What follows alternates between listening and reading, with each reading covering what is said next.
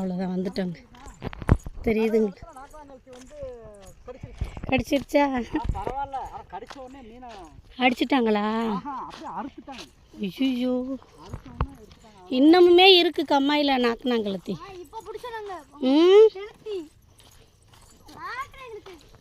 விஸ்வா எங்க? வரமாட்டானா? மித்ரா, உன் ஹேண்ட்பேக்கில் என்ன வச்சுருக்க? காமி பார்ப்போம். காமி.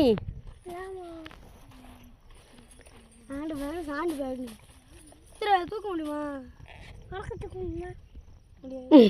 ஒன்றுமே இல்லை, ஆனால் பேக் வச்சுக்கிட்டு வராங்க மேடம். குடும்பம் நல்ல பிள்ளை வினோச்சன். இவ்வளோ நேரம் பேக் எடுத்துக்கிட்டு வந்தான். நல்ல பிள்ளை வினோச்சன். அடிக்காது. வந்துட்டோண்டா. விழுந்துடாத.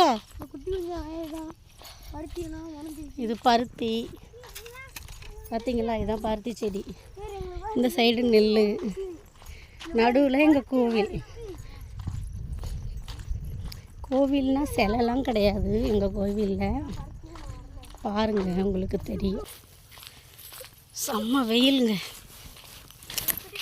பயங்கரமாக வெயில். இப்படின்னு லேட் ஆகிடுச்சு.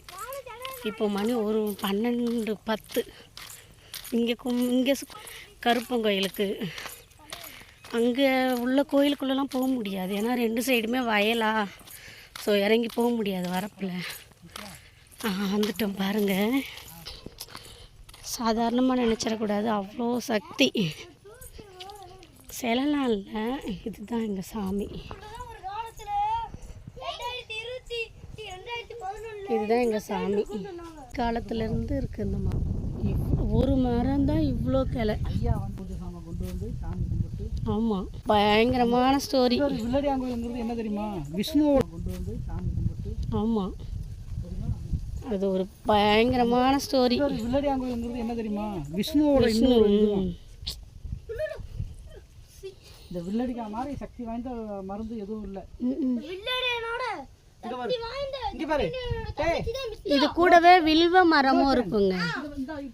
வில்வ மரம் இந்த இருக்குல்ல, எதுக்குள்ள அந்த மரம் வளர்ந்துருக்கு பாத்தியா? வேப்ப மரத்துக்குள்ள அந்த மரம் வந்திருக்கு. வில்லடி தெரியுதுங்களா? இந்த காயை வந்து யாருமே அடுத்தாலும் பிடுங்க முடியாது, நாங்கள் தான் எடுக்க முடியும். ஆமாம். சரி, ஓகே, சாமி கும்பிட்டுருவோமா? மித்ரா, சாமி கும்பிட்டுருவோமா?